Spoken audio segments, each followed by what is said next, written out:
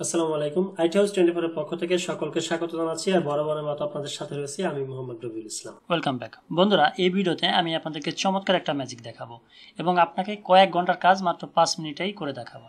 তো এই ট্রিক্সটি শিখলে আপনার অনেক উপকারে আসবে। আপনার যদি কাজটি এখন নাও দরকার হয় তাহলে আপনি শিখে রাখতে পারেন, ভবিষ্যতে যে কোনো সময় হয়তো কাজে লেগে যাবে। অনেক সময় বিশেষ করে ডাটা এন্ট্রি করার জন্য আমাদেরকে অনেকগুলো ছবি স্ক্যান করে তারপর সেগুলোকে কম্পিউটারে নিয়ে সেই ছবিগুলোকে ব্যবহার করতে হয়। তো এখানে দেখতে পাচ্ছেন আমি 20টা ছবিগুলোকে আমি আর কি একসাথে স্ক্যান করেছি। এখন এই প্রত্যেকটা ছবিকে আমার কিন্তু এখান থেকে কেটে কেটে আলাদা করতে হবে পাসপোর্ট সাইজে। তো তারপর আমি আমার ডাটা এন্ট্রির কাজগুলো করতে পারবো। তো এই কাজগুলোকে যদি আমি করতে চাই, এই 20টা ছবি করতেই হয়তো আমার 1 ঘন্টা লেগে যাবে। তো এই কাজগুলোকে আমি যদি মাত্র একটা ক্লিকেই যদি এই কাজটা সম্পূর্ণ করতে পারি তাহলে অনেক ভালো হবে না? এবং তাতে কত মিনিট বা সময় লাগবে? 1-2 মিনিটের মধ্যেই কিন্তু এই কাজগুলো হয়ে যাবে। আমার সবগুলো ছবি কাটা হয়ে যাবে মাত্র একটা ক্লিকে।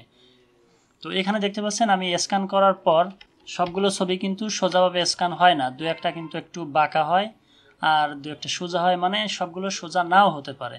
তো এখন এই সবগুলো ছবিকে আমি মাত্র এক ক্লিকেই কিভাবে কাটবো চলুন সেটা দেখে আসি।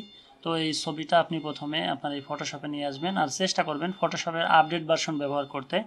তো আমরা এখান থেকে চলে যাব ফাইল থেকে আমরা এখানে আসব অটোমেট। এই দেখতে পাচ্ছেন অটোমেট থেকে আমাকে যেতে হবে ক্রপ অ্যান্ড স্ট্রেইটেন ফটোস। এখানে দেখতে পাচ্ছেন ছবিগুলো কিন্তু অটোমেটিক্যালি ক্রপ হচ্ছে খুব ম্যাজিকের মতো। আমি কিন্তু কিছুই করছি না, সবগুলো ছবি কিন্তু একসাথে এই যে ক্রপ হয়ে গেল। এখানে 20টা ছবি কিন্তু ক্রপ হয়ে গিয়েছে। তো এর জন্য আমরা গিয়েছিলাম হচ্ছে অটোমেট থেকে ক্রপ অ্যান্ড স্ট্রেইটন ফটোস। তো বন্ধুরা আমাদের সবগুলো ছবি কিন্তু অটোমেটিক্যালি ক্রপ করা হয়ে গিয়েছে। এখন আপনি নর্মালি যেভাবে সেভ করেন সেইভাবে কিন্তু এটাকে সেভ করতে পারবেন। তো বন্ধুরা আশা করি বুঝতে পেরেছেন। যদি ভিডিওটি আপনার সত্যি ভালো লেগে থাকে তাহলে লাইক, কমেন্ট এবং শেয়ার করতে ভুলবেন না।